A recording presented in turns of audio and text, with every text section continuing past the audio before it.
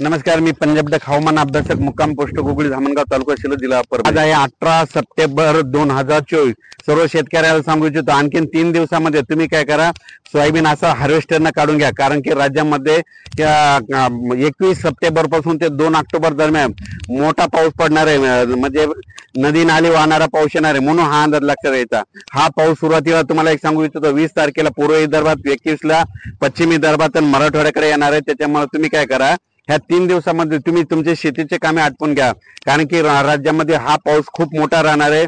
म्हणजे प्रत्येक 2 ऑक्टोबर पर्यंत हा पाऊस म्हणजे प्रत्येक ठिकाणी प्रत्येक गावाला 3-3 दिवस हजेरी लावणार आहे, म्हणून हा अंदाज लक्षात घ्यायचा। परत राज्यात सांगतो की हा पाऊस पूर्व विदर्भ, पश्चिम विदर्भ, दक्षिण महाराष्ट्र, उत्तर महाराष्ट्र, कोकणपट्टी, खानदेश, मराठवाडा असा करत करत 2 ऑक्टोबर पर्यंत चालणार आहे। ओढे नदी नाल्याला देखील पूर येणार आहे, म्हणून नदीकाठच्या लोकांनी आपण आपला पाईपलाईन असो, ठिबक असो अगोदर तुम्ही गोळा करून ठेवा, कारण की हे मोठा पाऊस आहे।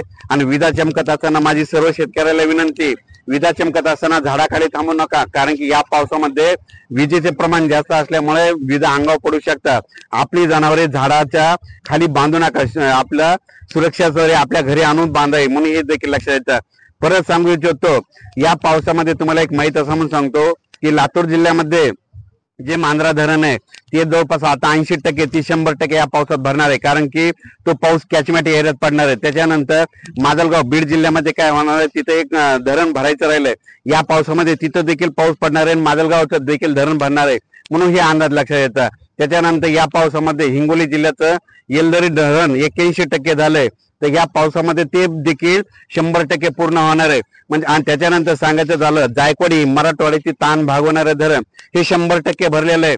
पण हे पाऊस ना 25, 26, 27 दरम्यान नाशिककडे जास्त पडणार आहे, तिथं पडल्याच्या नंतर त्या नद्याला पाणी येणार आहे, पाणी आल्याच्या नंतर पूर येणार आहे, त्याचं पाणी जायकवाडीला येणार आहे, जायकवाडीचं पाणी सुटणार आहे, म्हणून जायकवाडीच्या ज्या नदीकाठच्या लोकांच्या मोटरी आहेत त्याचं पाणी सुटणार आहे, त्याचं पाणी 15,000 क्युसेसनं सुटेल। 15,000 क्युसेसनं सुटल्याच्या नंतर तुमच्या ओढे तुमच्या मोटरी वाहून जातील, म्हणून तुम्ही काय करा, तुम्ही तुमची आत्ताच काळजी घ्या।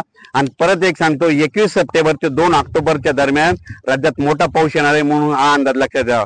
अचानक वातावरणात बदल झाला तर लगेच एक मेसेज दिला जाईल। धन्यवाद।